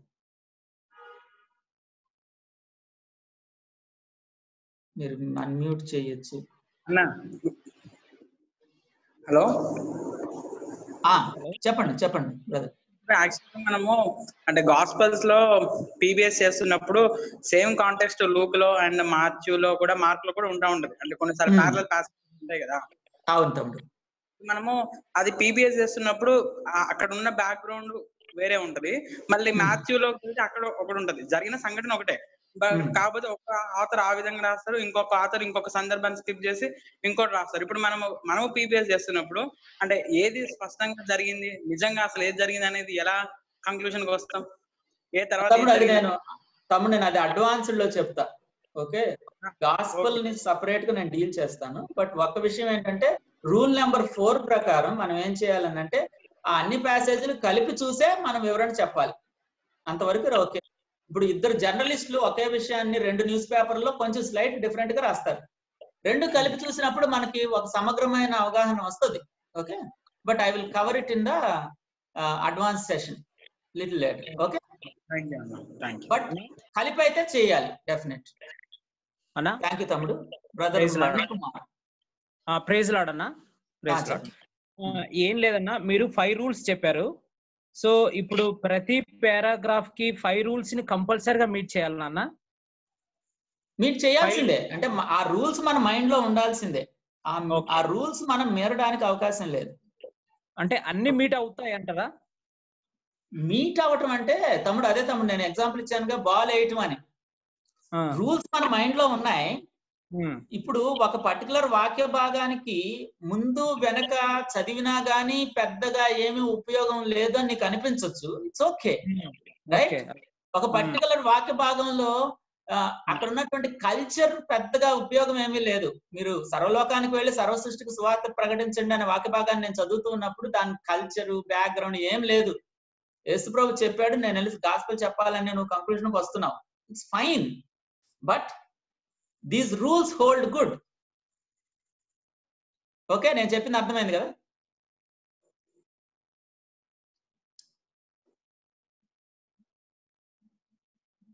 నెక్స్ట్ బ్రదర్ ఆనంద్ అన్న. గుడ్ ఈవినింగ్ అన్న. అంటే ఓల్డ్ టెస్టిమెంట్ లో మామూలుగా ఈ యాకోబుకి కళ వస్తుంది కదన్నా. కళ వచ్చినప్పుడు ఈ నిచ్చెన కనపడుతుంది, నిచ్చెన మీద దేవదూతలు ఎక్కుతూ దిగుతున్నట్టు కనపడుతుంది. సేమ్ అలాంటిది ఇదే కొత్త నిబంధనలో కూడా యేసు ప్రభువు అంటే ఈ అంటే దేవదూతలు ఎక్కుట దిగుట అన్నట్టు ఒక సందర్భం ఉంది. అది కాకుండా ఇంకొక సందర్భం ఏంటంటేనా, అట్లా సిమిలర్ గా ఉన్నప్పుడు ఇంకో సందర్భం ఏంటంటే ఆరారాతు కొండ మీద ఓడ నిలిచింది కదన్నా, నీళ్ల మీద ఓడ నిలిచింది అని అన్నా. అలాగే ఇక్కడ కూడా యేసు ప్రభు నీళ్ల మీద నడిచాను అని కదన్నా. అట్లా 2 సందర్భాలు అట్లా కంపేర్ చేసుకొని మనం అక్కడ జీసస్ అని డిక్లేర్ చేయొచ్చన్నా? యాక్చువల్గా ఈ పర్టికులర్ వాక్య భాగానికి సంబంధించిన వేరే వాక్య భాగాలు ఏవి అని పట్టుకోవడంలో చాలా జాగ్రత్త వహించాలి తమ్ముడు. ఓకే, ఇప్పుడు ఈ యాకోబుకు సంబంధించిన వాక్య భాగం, యేసు ప్రభుకు సంబంధించినటువంటి వాక్య భాగము సరైనదేనా అంటే రూల్ నెంబర్ 4కి వెళ్తున్నావు నువ్వు, అంతే కదా? థియలాజికల్ కన్సిస్టెన్సీలో నువ్వేం చేస్తున్నావు, ఈ వాక్య భాగానికి సంబంధించిన వేరే వాక్య భాగాలు పట్టుకుంటున్నావు, అంతే కదా? ఈ పట్టుకునేటప్పుడు కొంచెం జాగ్రత్త తీసుకోవాలి. నీకు ఖచ్చితంగా ఈ వాక్య భాగం దీనికి సంబంధించిందే అనే కన్విక్షన్ రాకపోతే దాన్ని పక్కన పెట్టే, డోంట్ వరీ. మన మెయిన్ ఫోకస్ మెయిన్ టెక్స్టే. ఓకే, 100% యేసు ప్రభు చెప్పింది యాకోబు కథ 2 ఒకటే అని ఖచ్చితంగా అనిపించింది అనుకో, యూ కెన్ డూ ఇట్. నీకు ఎక్కడో డౌట్ వచ్చింది అనుకో, అంటే నువ్వు నన్ను ఇప్పుడు డౌట్ అడిగావు, అన్నా అలా చెయ్యొచ్చా అని, అంటే ఈ ప్యాసేజీ కరెక్ట్ లింక్ అవుతుందా అవలేదా అని నీకు డౌట్ వచ్చింది అనుకో, పక్కన పెట్టే, నో ప్రాబ్లం. ఎందుకంటే మన ఫోకస్ ఏంటి, మెయిన్ వాక్య భాగం. మన ఫోకస్ ఏంటి, నువ్వు ఏదైతే పీబీఎస్ చేస్తున్నావో ఆ వాక్య భాగంలో మనం ఉండాలి. ఓకే, అప్పుడు నువ్వు ఎవరన్నా అంటే కాంకార్డెన్స్ సంప్రదించవచ్చు, లేదా ఎవరన్నా పెద్దవాళ్ళని కూడా సంప్రదించవచ్చు. అన్నా నేను ఈ పర్టికులర్ వాక్య భాగాన్ని పీబీఎస్ చేస్తున్నాను, దీనికి సంబంధించిన వాక్య భాగంగా దీన్ని తీసుకోమంటారా వద్దంటారా అని నువ్వు అడగచ్చు, తప్పేమీ లేదు. Right, next.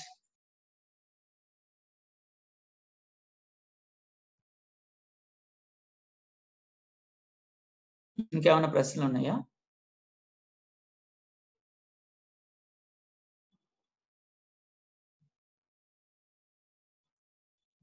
ఓకే, చేతులు ఎవరు ఎత్తలేదు, ఇంకా ముందుకెళ్దాం. వర్స్ బై వర్స్ వివరించాలా లేకపోతే సెక్షన్ బై సెక్షన్ వివరించాలా అనే ప్రశ్న. అది వాక్య భాగాన్ని బట్టి ఉంటుంది తమ్ముడు. వర్స్ బై వర్స్ నేను వివరణ రాయాలా, అర్థం రాయాలా, లేకపోతే సెక్షన్ బై సెక్షన్ నేనేం చేశాను, 2-3 వరుసలు కలిసి ఒక సెక్షన్ కింద తీసుకొని దాన్ని వివరించాను. అవి రిలేటెడ్, చాలా క్లోజ్గా ఉన్నాయి. అంటే ఆ వాక్య భాగాన్ని బట్టి మీకు ఏది కన్వీనియంట్ గా అనిపిస్తే అట్లా వెళ్ళిపోతాం. అయితే పైనుంచి కిందకి ఇట్లా వెళ్తాము, బట్ వర్స్ బై వర్స్ వెళ్తామా, సెక్షన్ బై సెక్షన్ వెళ్తాము. కొన్నిసార్లు బోధ ఇట్లాంటి చోట్ల ఒకే బోధ ఇక్కడ చేయటం, ఆ తర్వాత కొంచెం సేపు తర్వాత మళ్ళా అదే బోధను మళ్ళా చెప్పడం ఉంటుంది. ఈ రెండింటిని కలిపి కూడా నేను చేయొచ్చు. అంటే 1-2 వచనాలు చెప్పి మళ్ళీ దాని తర్వాత 7-8 వచనాలను వివరించి ఆ తర్వాత 4-5-6 కూడా వెళ్లాల్సిన అవసరం ఉంటుంది. That will be done when you do PBS. So అది చేసినప్పుడు నీకు అర్థమైపోతుంది. సో కాబట్టి నీవు వివరించేటప్పుడు మొత్తం వాక్య భాగాన్ని కలిపి నేను ఒకటేసారి వివరిస్తానన్నా పర్లా, వర్స్ బై వర్స్ వివరిస్తానన్నా పర్లా, సెక్షన్ బై సెక్షన్ వాక్య భాగంలోనే 2 వరుసలు ఒకసారి 1.5 వరుస ఒకసారి చేస్తానన్నా పర్లా, నో ప్రాబ్లం. బ్యాక్గ్రౌండ్ బుక్స్ ఏంటి, ఏ కామెంటరీలు ఇవన్నీ లాస్ట్ లో చెప్తా తమ్ముడు, మీకు చూపిస్తాను. అది అంటే అన్న వివరణ అంటే కామెంటరీ రాయటమా? కాదు, వివరణ అంటే కామెంటరీ రాయటం కాదు. వివరణ అంటే వాక్య భాగము యొక్క అర్థాన్ని రాయటం, అంతే. వివరణ అంటే వాక్య భాగము యొక్క అర్థాన్ని రాయటం. ఓకే, సో కాబట్టి కామెంటరీలో చాలా ఉంటాయి, ఇంకా చాలా విషయాలు ఉంటాయి, అవన్నీ మనం చేయాల్సిన అవసరం లేదు పీబీఎస్ లో. సో కామెంటరీ రాయటం is totally different, commentary is totally different, it's level is different. వివరణ అంటే వాక్య భాగం యొక్క అర్థం ఏమిటి, ఎవరన్నా వచ్చి ఈ వాక్య భాగం అర్థం ఏమిటి అంటే మన నోటితో ఏం చెప్పబోతున్నామో దాన్ని పేపర్ మీద రాయడాన్నే వివరణ అని అంటారు. Okay, right right okay, I'm going ahead. So ఇప్పుడు అన్వయంలోకి వెళ్దాం. అన్వయం అనేది మనకు బాగా కొట్టిన పిండే కాబట్టి మనకి ఎక్కువ టైం పట్టకపోవచ్చు. అన్వయం అంటే బ్రిడ్జ్ కట్టడం లాంటిది. బ్రిడ్జ్ కట్టడం అంటే వివరణలో తెలుసుకున్న దేవుని వాక్య సత్యాలని నా పరిస్థితులు, నా సమస్యలు, నా ప్రశ్నలు, నా జీవితం వాటికి అప్లై చేసుకోవడం. It's like a bridge. దేవుని వాక్య సత్యాలు అక్కడ ఉన్నాయి. మరియా కాళ్ళ దగ్గర కూర్చుంది అనేది సత్యం, మరియా యేసు ప్రభువుని ప్రేమించింది అనేది సత్యం. అయితే నన్నేం చేయాలి, నేనేం చేయమంటారు? ఓకే, నేను డైలీ క్వైట్ టైం చేసుకోవాలి అనేది నేను తీసుకునే నిర్ణయం. ఆ వాక్య భాగం నన్ను ఎలాగ ఇంపాక్ట్ చేస్తుంది, మరి ఇచ్చినంత విలువ నేను దేవుని వాక్యానికి ఇస్తున్నానా, మరి ఇచ్చినట్టుగా నేను దేవుని వాక్యాన్ని ప్రేమిస్తున్నానా అనేది నేను. సో కాబట్టి నా సమస్యలు, నా పరిస్థితులు, నా ఎర్రర్స్, నా ప్రశ్నల్ని దేవుని వాక్య సత్యాలకి కనెక్ట్ చేయడం. ఓకే, సో అన్వయం అనేది ఒక నిర్ణయం. So it's not emotional thing. So కాబట్టి టెక్స్ట్ ని మనం ఎలా అన్వయించుకోవడం అనే దానికి కొన్ని ప్రశ్నలు వేసుకుంటాం. అన్వయించుకోకుండా వదిలేస్తే పెద్ద ఉపయోగం ఏమీ లేదు. ఎట్లా ఉంటదంటే, నువ్వు వాక్య భాగాన్ని అన్వయించకుండా వదిలేస్తే ఎట్లా ఉంటదంటే, మంచి బిర్యానీని తయారు చేసి ఎంతో కష్టపడి చికెన్ కోసి కడిగి వండి ఇంత చేసి ఆ బిర్యానీ అక్కడ పెట్టి వెళ్ళిపోయావు అనుకో, ఏం ఉపయోగం? ఆ బిర్యానీని తింటవే అన్వయం, ఆ బిర్యానీని ఇంకా నలుగురికి పెట్టడమే జీబీఎస్ లో వాళ్ళకి అన్వయం చేయటం. సో చాలా అన్వయం అనేది చాలా ఇంపార్టెంట్. ఆత్మీయంగా ఎదగాలంటే మన జీవితాలకు అన్వయం చేసుకోవాల్సిందే. అయితే అన్వయంలో పరిశుద్ధాత్మ దేవుడు ఇంకా ఎక్కువ ప్రత్యేకంగా సహాయం చేస్తాడు. అంటే అబ్జర్వేషన్ లో సహాయం చేయడా, ఇంటర్వ్యూషన్ లో సహాయం చేయడా? నో, అక్కడ కూడా సహాయం చేస్తాడు. కానీ అన్వయంలో పరిశుద్ధాత్మ దేవుడు ఇంకా ఎక్కువగా పనిచేస్తాడు. ఆ రెండింటితో పోలిస్తే ఇంకా ఎక్కువగా సహాయపడతారు. సో కాబట్టి ఎలా అన్వయించుకుంటాం అన్నప్పుడు నేనేం చేయాలి? నా జీవితంలో ఈ విషయం ఎలా పనిచేస్తుంది? ఈ సత్యాన్ని నేను ఎలా ఆచరణలో పెట్టాలి? ఈ ప్రశ్నలు వేసుకుంటూ మనం అన్వయంలో ముందుకు వెళ్ళాలి. రైట్? ఓకే. సో ఇప్పుడు అన్వయంలో నేను 2 కోణాలు చెప్తాను. 2 concepts and then third general principle. ఈ 3 చెప్పేస్తే అయిపోతుంది అనమాట. నెంబర్ 1, బోధని ఎలా అన్వయించుకుంటాం అంటే, బహుశా ఫిలిప్పీలకు రాసిన పత్రిక, కొలసీలకు రాసిన పత్రిక, లేకపోతే యేసు ప్రభు వారు చెప్పిన కొండ మీద ప్రసంగం, లేకపోతే పాత నిబంధన కాలంలో చెప్పండి ఆజ్ఞలు, ఇవన్నీ బోధ అంటాను జనరల్ గా. బోధ ఎలా అన్వయించుకుంటాం? బోధన ఎలా అన్వయించుకుంటాం అంటే, చాలా సార్లు వాళ్ళకి ఇవ్వబడినటువంటి బోధ మనకి కూడా అన్వయిస్తుంది అన్నట్టుగా డైరెక్ట్ గా వాటిని పాటించడానికి ప్రయత్నం చేస్తాం కొన్నిసార్లు. అయితే అన్నిసార్లు కూడా అది కరెక్ట్ కాకపోవచ్చు. ఆ బోధ ఆ ఆడియన్స్ పరిస్థితులను బట్టి కూడా స్పెసిఫిక్ గా ఇవ్వబడి ఉండొచ్చు. అందుకని బోధని మనము అన్వయించుకునేటప్పుడు ఆ బోధలో ఉన్నటువంటి నార్మాటివ్ ని బయటకు తీయాలి, ప్రామాణిక బోధని బయటకు తీయాలి. అది అంటే ఎందుకు ఆ ఎగ్జాంపుల్ చెప్తా ఉన్నానంటే, ఒక చిన్న ఎగ్జాంపుల్ చెప్తే మీకు అర్థమైపోద్ది. ప్రామాణికమా కాదా అనేది తెలుసుకోవడానికి ఆ ఆజ్ఞ వారికి మాత్రమే వర్తిస్తుందా, అన్ని కాలాల్లో అన్ని సంస్కృతుల్లో అందరికీ వర్తిస్తుందా అనే ప్రశ్న మనం వేసుకుంటే, దాన్ని బట్టి అందులో ఉన్నటువంటి ప్రామాణికతని తీసుకోవాలా, యథాతథంగా మక్కి తీసుకోవాలా అనేది మనకు అర్థమవుతుంది. ఉదాహరణకి, మీరు వెళ్ళి సర్వలోకానికి వెళ్ళి సర్వ సృష్టికి సువార్తని ప్రకటించండి, అది ప్రామాణికమైనటువంటిది. ఇంకా అందులో అది ఓన్లీ ఆ యూదులకి లేకపోతే ఆ 12 మందికి సంబంధించింది అనేది ఏమీ లేదు. అయితే ఇంకొక వాక్యం ఉంది, పవిత్రమైన ముద్దు పెట్టుకొని ఒకరినొకడు వందనములు చేయుడి అంటే, వెంటనే చర్చ అవగానే ఒక సిస్టర్ దగ్గరికి వెళ్ళి, సిస్టర్ వెయిట్, రోమా 16:16 ఫాలో అవుతాను సిస్టర్ అని ఒక ముద్దు పెట్టామనుకో, చెప్పు తెగుద్ది. ఏ వరుస సిస్టర్ అని అంటే, దీనికి వరుస అవసరం లేదు బ్రదర్ అని అంటది. ఎందుకంటే దానికి వరుస అవసరం లేదు చెప్పు తెగడానికి. సో కాబట్టి అది వందనాలు చేయటం అనేది ప్రామాణికమే. అయితే ఆ రోజుల్లో అక్కడ ఉన్నటువంటి కల్చర్ లో వాళ్ళు ముద్దు పెట్టుకునేవాళ్ళు, జూయిష్ ట్రెడిషన్ అది. ఈ రోజుల్లో మనం ఏం చేస్తాం, నమస్తే సార్ అని అంటాం. సో కాబట్టి ప్రామాణికత బయటకు వచ్చింది ఇందులో నుంచి. ఆ విధంగా అన్నమాట. సో బోధన అన్వయించుకునేటప్పుడు దానిలో ఉన్నటువంటి సూత్రాన్ని, దానిలో ఉన్నటువంటి ప్రామాణికతని బయటకు తీసుకోవాలి. ఒక స్త్రీని మోహపు చూపుతో చూచి ప్రతివాడు అప్పుడే తన హృదయం అందు ఆమెతో విచారం చేసినవాడు. అర్థమైపోయింది సార్, ఇది ఓన్లీ అబ్బాయిలకే, అమ్మాయిలకి ఏం వర్తించదు అని అనుకోవద్దు. దీనిలో ప్రామాణికత ఏంటి? అబ్బాయి అమ్మాయిని మోహపు చూపుతో చూసినా, అమ్మాయి అబ్బాయిని మోహపు చూపుతో చూసినా, లేకపోతే ఈ మధ్య కాలంలో గేలు లెస్బియన్స్ వస్తున్నారు కదా, అబ్బాయిల మోహపు చూపుతో చూసినా ఎట్లయినా అది అంతే. సో కాబట్టి ప్రామాణికత ఏంటి?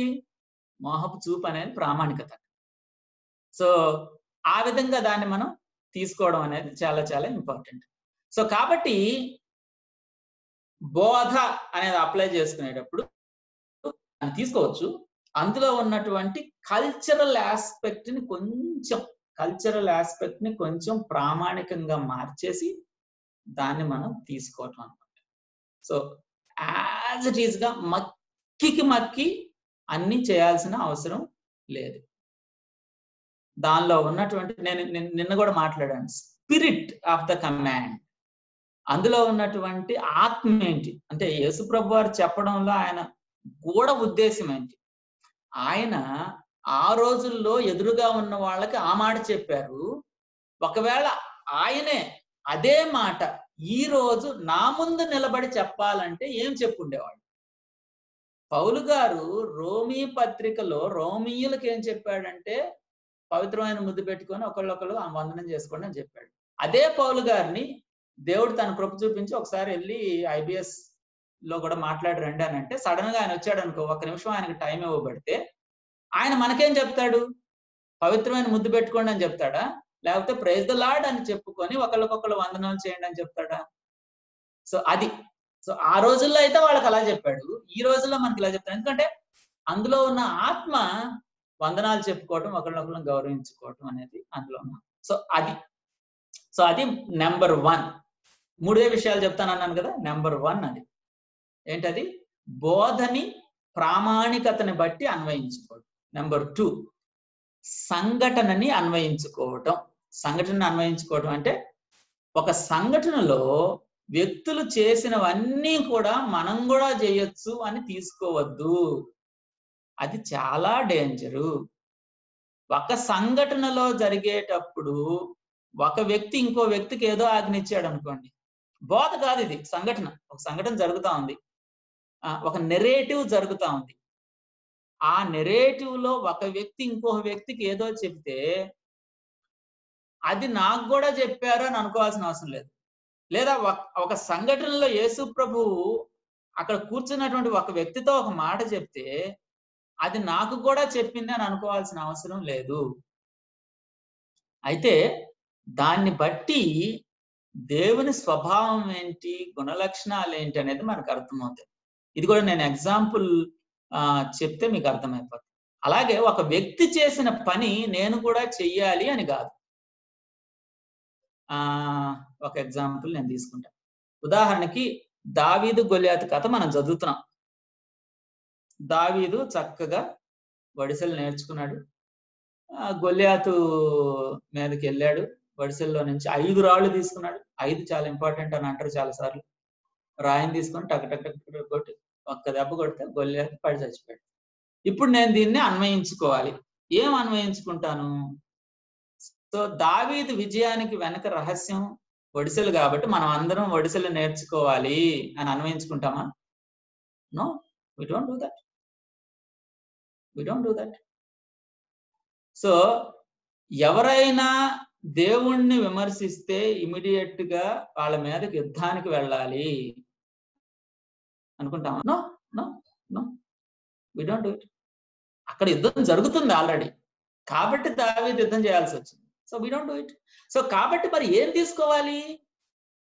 ఈ నేరేటివ్ ని స్టడీ చేసినప్పుడు అందులో ఉన్న ప్రిన్సిపల్స్ ఏంటి, అందులో నేను దేవుని గురించినటువంటి ఏ విధమైన ప్రిన్సిపల్స్ తీసుకుంటున్నాను, దేవుని బిడ్డల జీవితం నుంచి ఏ విధమైనటువంటి ప్రిన్సిపల్స్ తీసుకుంటున్నాను.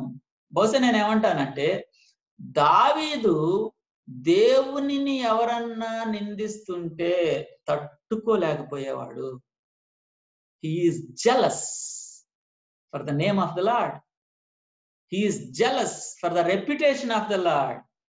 సో నేను కూడా దేవుని రెప్యుటేషన్ కి జెలస్ కలిగి ఉండాలి. దేవుని రెప్యుటేషన్ ని పెంచడానికి నేను ప్రయత్నం చేయాలి. తగ్గేటట్టుగా ఏదైనా పరిస్థితులు ఉంటే దానికి ఎదురు నిలబడి నేను చేయాల్సింది నేను చేయాలి.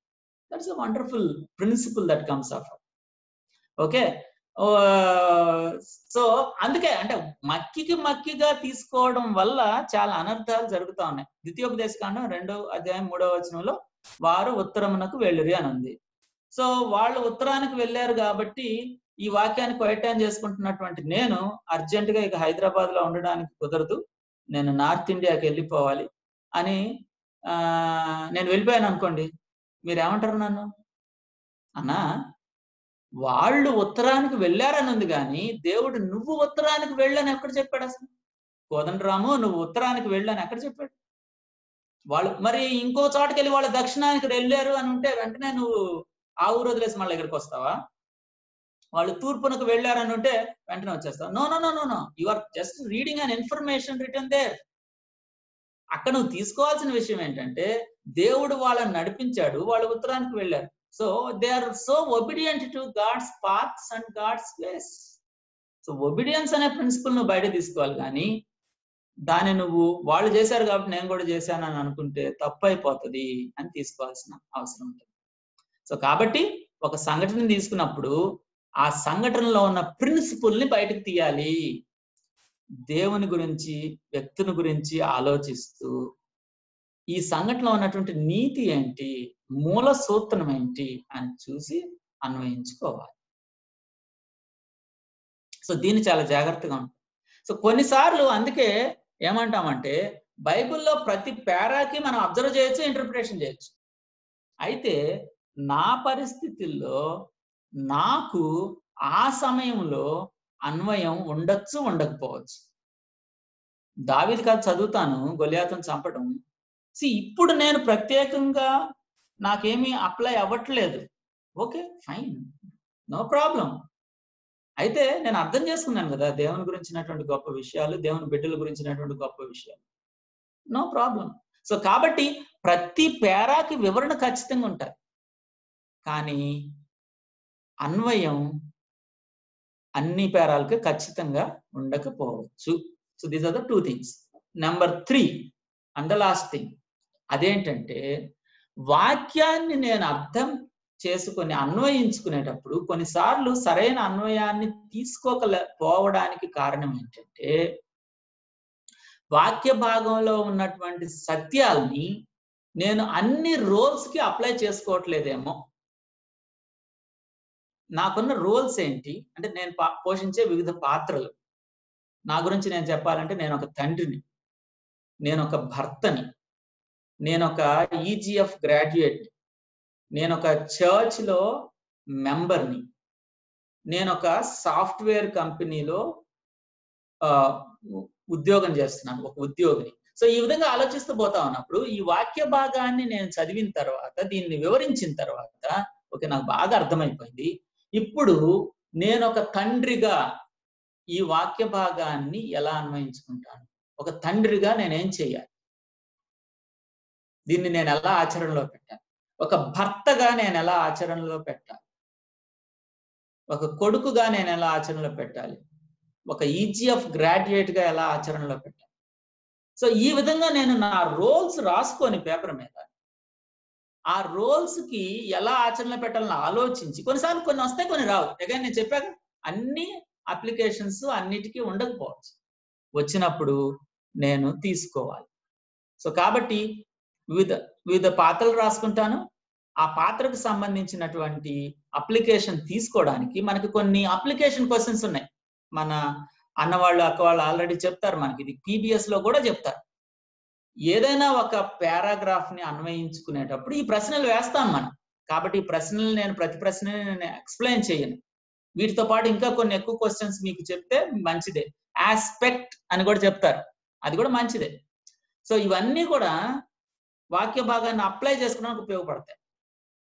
అయితే ఈ ప్రశ్నలన్నీ నేనేం చేస్తున్నాను, ఒక తండ్రిగా ఈ పేరా నా విశ్వాసంలో ఉన్న ఏదైనా తప్పును చూపిస్తుందా, ఒక తండ్రిగా ఈ పేరా నేను లోపడడానికి ఏదైనా ఆజ్ఞను చూపిస్తుందా, ఒక తండ్రిగా ఈ పేరాలో నుంచి నేను వెంబడించడానికి ఏదైనా మంచి మాదిరి. Again restart. ఒక సాఫ్ట్వేర్ ఇంజనీర్ గా ఈ పేరా నా ప్రవర్తనలో ఏమైనా తప్పును చూపిస్తుందా. సో అలా నేను ఈ ప్రశ్నల్ని 5 సార్లు 6 సార్లు 7 సార్లు ప్రతి రోజులకి అప్లై చేసుకుంటాను. ఇంకో రకంగా చెప్పాలంటే మీకు మ్యాట్రిక్స్ తెలిస్తే ఒక టేబుల్ లాగా నేను ఆలోచించవచ్చు.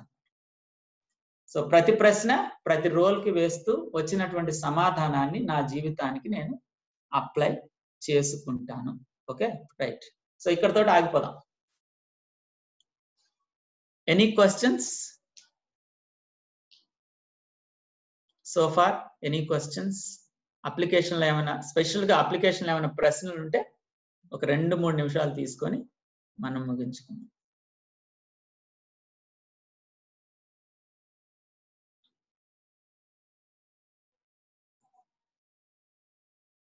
మీరు ఏదైనా ప్రశ్న ఉంటే చెయ్యొచ్చు.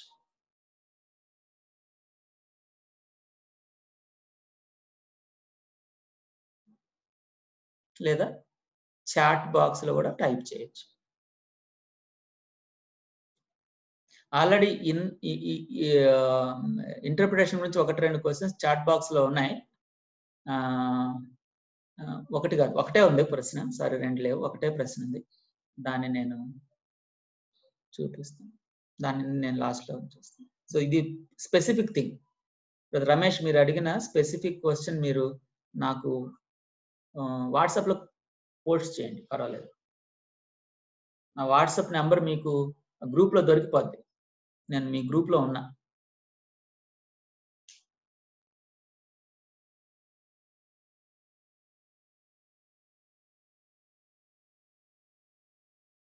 Any other questions?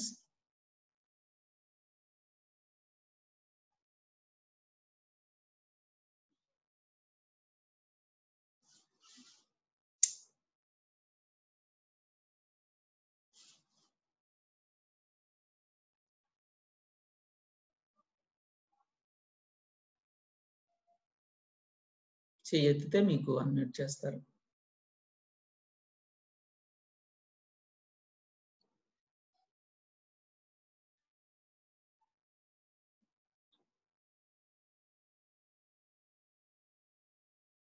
Okay okay, so మళ్ళీ ఒకసారి రీక్యాప్ చేసుకొని క్లోజ్ చేస్తున్నాను. అన్వయంలో 3. Okay okay, there is a question. Brother Prasad, yes, take it.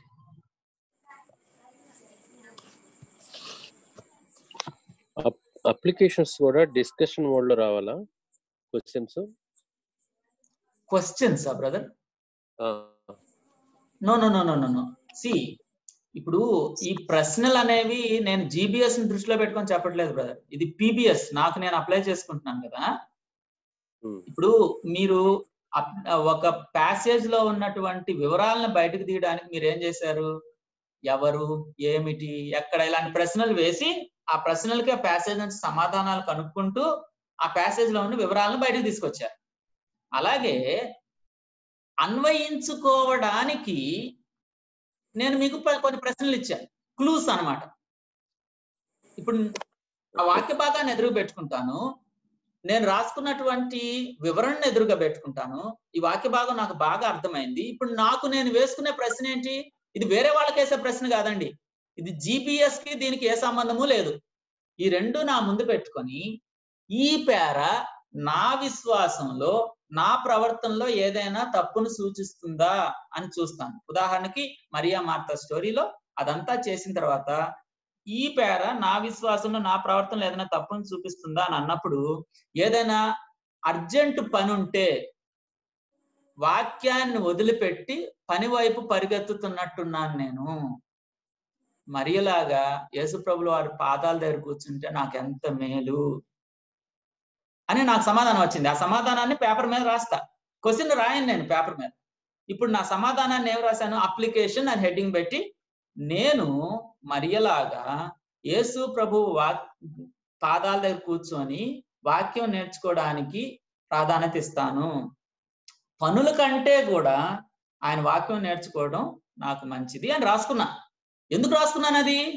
అది రాసుకోవడానికి ఈ ప్రశ్న నాకు సహాయపడింది అంతే. అర్థమైందా brother? yes yes thank you.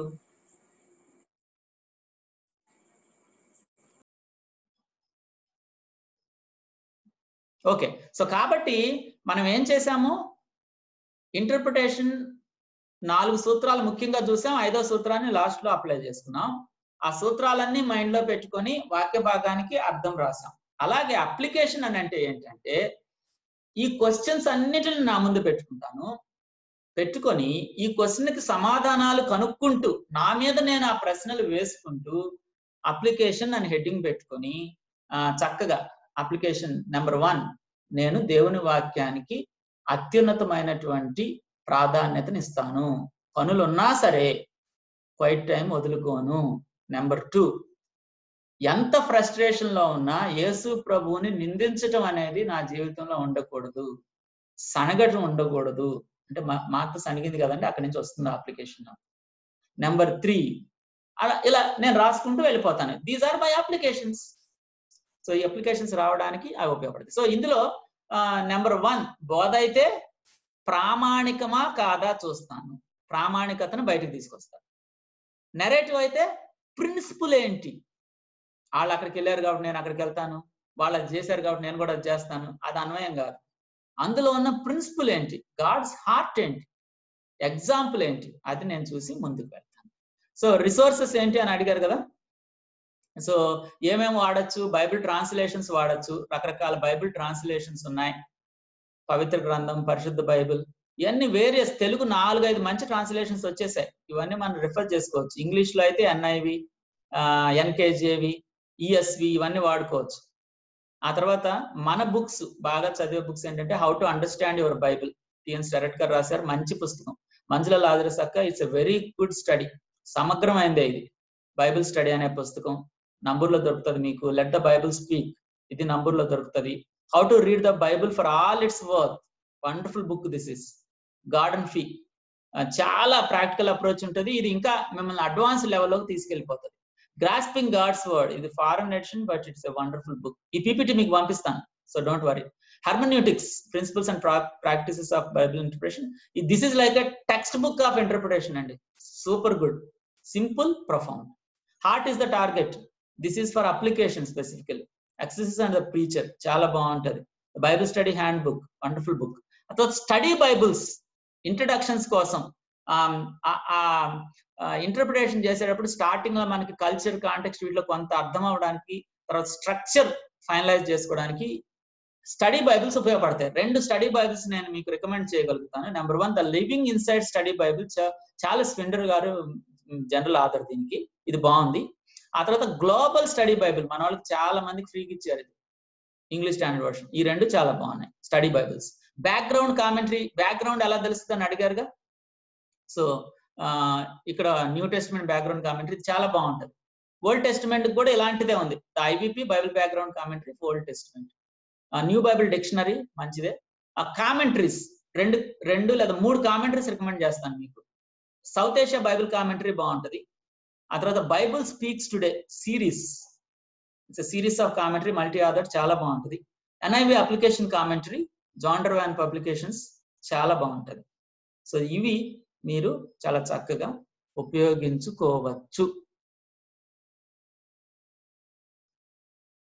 ఇంకేదైనా 1-2 ప్రశ్నలు ఉంటే రేపు తీసుకుంటాను, టైం అప్. ఓకే, నాకు గుర్తు చేయండి రేపు స్టార్టింగ్ లో కొంచెం టైం క్వశ్చన్ ఆన్సర్స్ ఇచ్చి మళ్ళీ నేను GBS లోకి వెళ్తాను.